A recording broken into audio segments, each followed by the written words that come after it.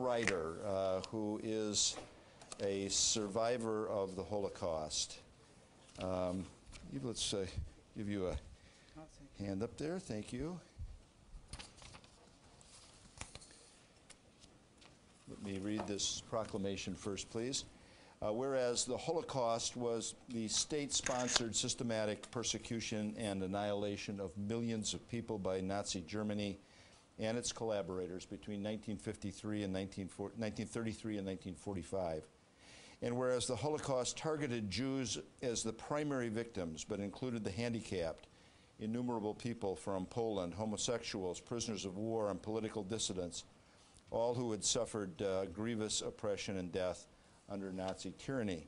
And whereas the importance of teaching today's children about this unprecedented event reminds us all of our solemn duty to keep alive the memory of the millions who perished during the Holocaust, more than 1.5 million of whom were innocent children.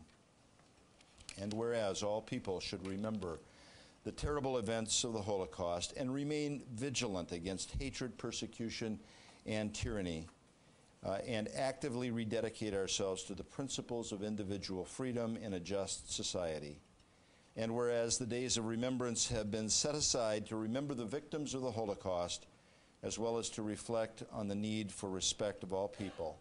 Now, therefore, I, George K. Heartwell, Mayor of the City of Grand Rapids, do hereby proclaim April 7th through 14th, 2013, as Days of Remembrance in Grand Rapids, and urge all citizens to promote human dignity and confront hate wherever it occurs. It's perhaps words aren't enough. Powerful as the imagery, even in this proclamation, calls forth the imagery of 1 million to 1.5 million children who were executed, who died, as well as the total in the neighborhood of 6 million Jews who were killed in the Holocaust. The words aren't enough, but the remembering is important. And so, Ms. Reiter, if I could invite you to please take the podium and give us some words. And Rabbi, let me give this to you.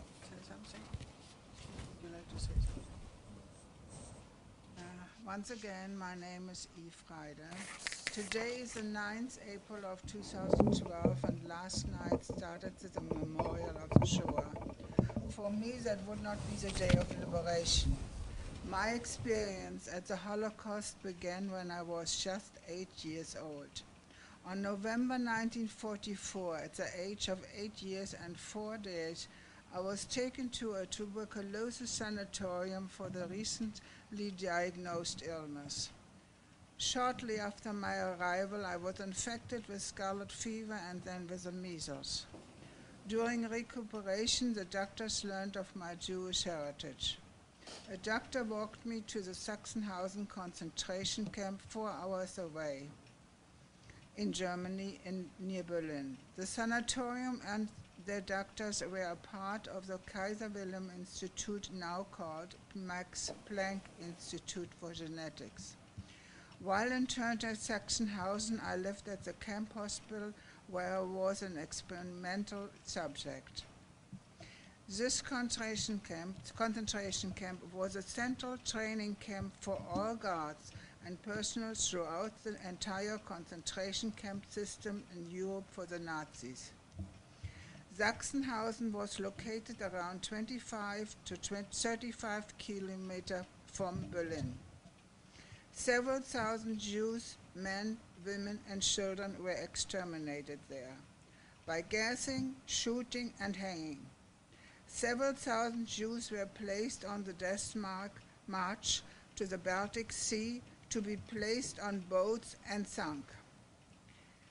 Many died on the march, but some were liberated and some escaped. In addition, many thousands of Russian soldiers were also exterminated in that camp. The Russian liberation forces were very angry that in violation of the treaties of the Geneva Convention, 40,000 soldiers were executed. Therefore, very few photos of the camp were permitted and even less have survived. Sachsenhausen was not known for its medical experiments done on children. Therefore, many of the photos that have survived are inappropriately attributed to other concentration camps. Liberation for me was on August 28th of 1945, when my mother arrived and collected me from a nurse. She had been told by the doctors of the sanatorium that I was in a closed ward and forbade visitation for 1 year. When I asked the sanatorium for my files in 1984, they told me proudly they had all files from the war. I later received a letter of mine that mine could not be found. My name showed up only in the admission book. It said there that no living tuberculosis bacillus were found. After liberation, I was unable to tell them where my family was living. The apartment of my family was destroyed in the war in Berlin in November of 1943, so it seems I could not contact them.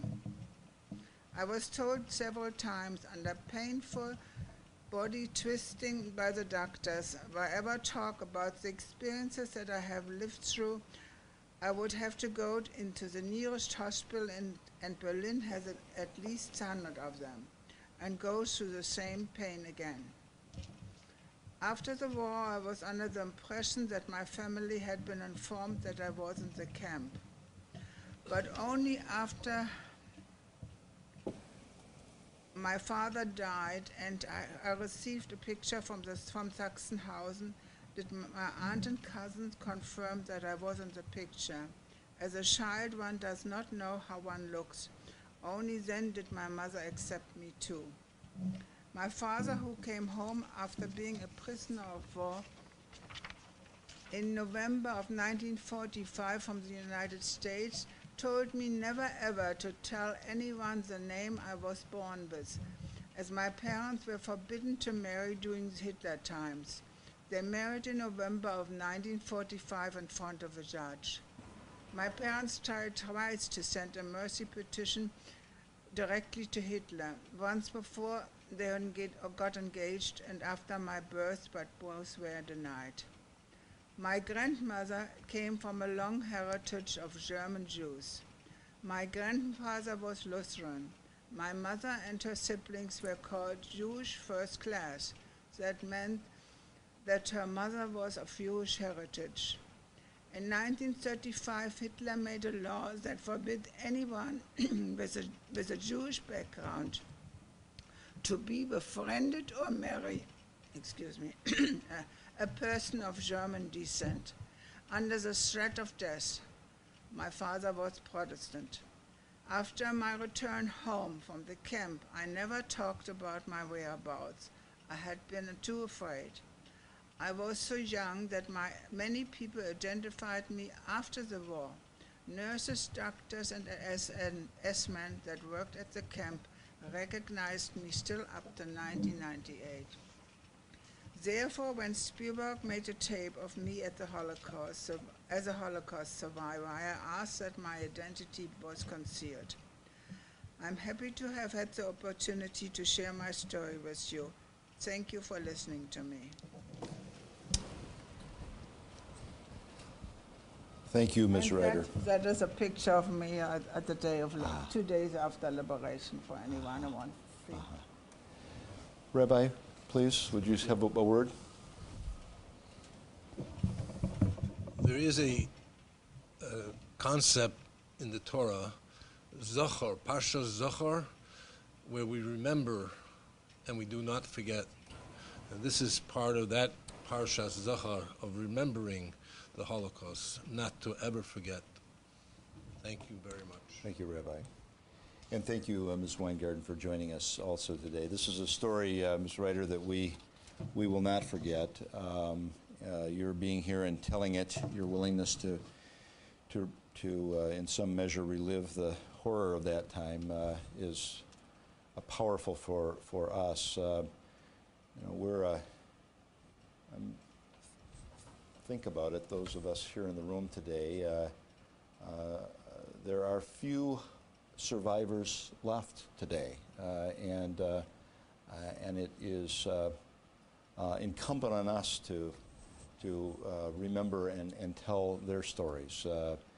And not just, that's not an obligation just to Jews, that's an obligation to all people who hold the sanctity of human life in our hands. So thank you so much for your willingness to be here and share the story today. Thank you, Rabbi and Mrs. Weingarten.